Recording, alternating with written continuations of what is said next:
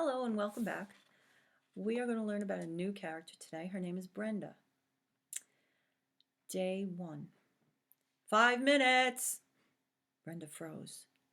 Once she had watched a TV show about zebras. The narrator said that sometimes a lion gets real close to a zebra and stares at it. And the zebra is so terrified it doesn't try to run. It just stands there waiting to be devoured. How dumb, Brenda thought at the time. She did not understand the zebra. Now she did. Now an even meaner beast came stalking, ready to pounce, ready to swipe away her very life. And she was paralyzed with fear. 4 minutes! 4 minutes. 240 seconds. She squeezed her pillow to her chest. She tried to concentrate on her TV, on the figures speaking, moving, but she could not. The screen was like a half-remembered dream. When first she heard about it, she had scoffed. Impossible, she said. It would never happen. A date had been set and a time, but it was so long off it did not seem real. It could not be seen coming down the street. It could not be heard. In her room, things were as they had always been. Her beanbag chair, the bed, Ace Monahan, weird kid, as always, on the tube at 6:30 Sunday. She simply could not believe that anything horrible was on the way. 3 minutes! At times like this in the movies, some people would try to look on the bright side.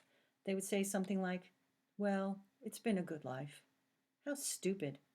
The convict on death row, in the final minutes of a movie or before the commercial, that's who she related to.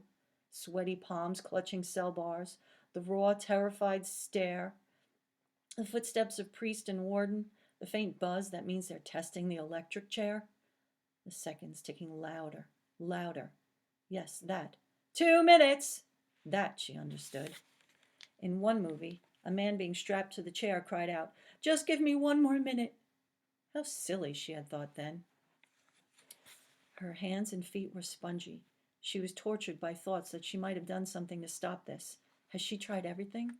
Had she cried? Yes. Pouted? Refused to speak? Refused to eat? Refused to move? Yes, yes, but nothing happened. It was a 10-ton steamroller squashing every protest in its way, crunching. 1 minute! So fast. She had never known time was so fast. It did not help to remind herself that she was not alone, that this was happening all over town. She had heard once that the greatest fear was fear of the unknown. 30 seconds! She could hear footsteps now on the stairs, rising in the hallway now, closer, on the other side of the bedroom door. The warden, the priest. A lock! She should have gotten a lock! 10 seconds! Had it been a good life? The doorknob turned. She opened her eyes as wide as she could, swallowing, gorging herself on the glowing screen. The beautiful screen. 3, 2, 1. The door swung open. Her father walked in. He looked at her. She clutched at the bedspread. She wailed, "1 more minute, please." The warden smiled a weak, regretful smile.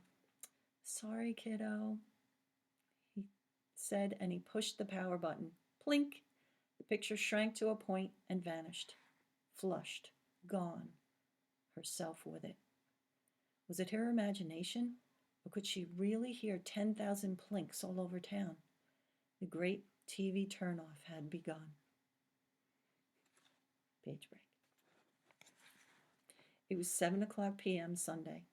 Brenda had already done the arithmetic. She would have to go without TV for 168 hours, or 10,080 minutes, or 604,800 seconds. 1 week.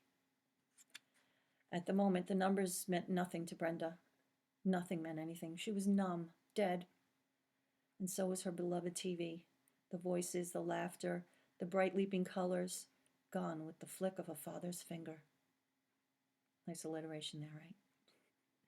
When moments before Ace Monahan was filling the screen, now there was only a flat gray 19-inch square, a shroud, a tombstone.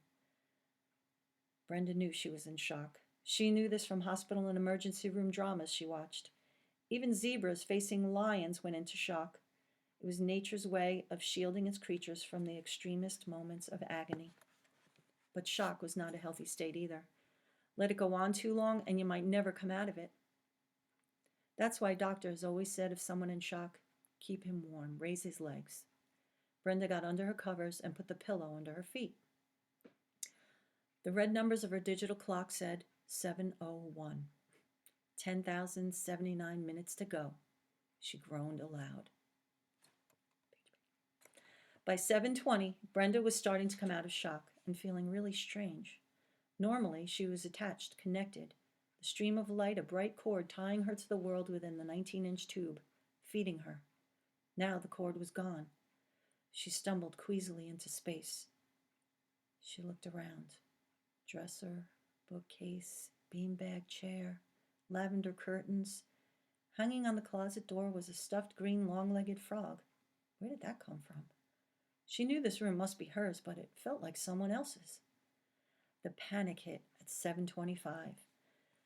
Never since the show began 3 years ago had she missed an episode of the Dennison twins, not even reruns. And now tonight's show was 5 minutes from over. What hilarious stunt had the zany, interchangeable brothers pulled this week? Did Robbie finally get a date with Heather? Did Bobby mess things up as usual? Brenda ached to know. The not knowing became a gnawing, sharper than any hunger for ice cream or pizza. She rushed to the TV. She knelt before it. She pressed her face to it, chin upthrust, eyes closed, trying to feel on her cheeks some leaking shower of photons, to capture on the nerve tips of her skin some faint electronic tickle of Robbie and Bobby Dennison. With cupped hands, she reached to the floor as if into a stream, scooping spilled atoms, splashing them onto her face, trying to feel. 7:30. The show was over. She had missed it. And now, Pardon My Petunia was coming on. Suddenly, she could not bear to be in the room. She ran downstairs. She wandered about the house, trying not to think, trying to occupy her eyes. She saw a painted breadbasket on the kitchen counter, geese on the wallpaper, a small hutch in the dining room. The only sound was from her father's tape player, the same Italian opera guy he'd been playing for years. He was in the living room. He looked up, smiled. Lost, kiddo? No. You'll get through it. First couple of days are the hardest. Best way is cold turkey. Not hungry, she told him. He laughed. Cold turkey means when you have to have a bad habit and you totally stop it just like that. He snapped his fingers. There was a dreamy sadness to his smile. He was getting as goofy as his music. She sniffed. I don't have a bad habit, and walked away. Robbie Dennison, that's who had a bad habit, picking his nose in public. If someone caught him, he pretended to be Bobby. She went back out. Her mother was at the end of the yard digging with a trowel. Though it was almost 8 o'clock, there was a dusky light to see by. Her mother turned. Hi, Bren. Want to help? What are you doing? Playing with my roses. Forget it. Brenda went back inside. Lorelei Brindamore of Pardon My Petunia was allergic to roses. God help the suitor who sent them to her. She wandered down to the basement, back to the kitchen. She looked at the clock. It was 1:30 Petunia. Her father was now singing along with the opera guy. Help! She went outside to sit on the front steps. She looked up and down the street. A man was watering his lawn. A lady was walking her dog. 2 people were jogging. Kids were running. Somewhere a basketball rang against concrete. She sat up, walked to the driveway, walked to the sidewalk, back to the steps, sat down, got up, went inside, went back out. When watching TV, she would not move for hours. She would hardly breathe. It was as if she left her skin, her shell, behind on the beanbag chair, while herself entered the 19-inch world of sitcoms and movies. Now, with no place to go, herself felt like a carbonated fizz, like a soda bottle shaken and ready to blow its top. In the kitchen, she opened the fridge, and for a thrilling instant had the light-wash sensation of a TV flicked on. But she faced only jars and Tupperware and such. She spotted leftover onion dip. She spread some on crackers, then finished it off with a spoon. Ditto, leftover baked beans. She made a sandwich of bologna, American cheese, lettuce, onion, tomato, pickle, mustard, potato chips.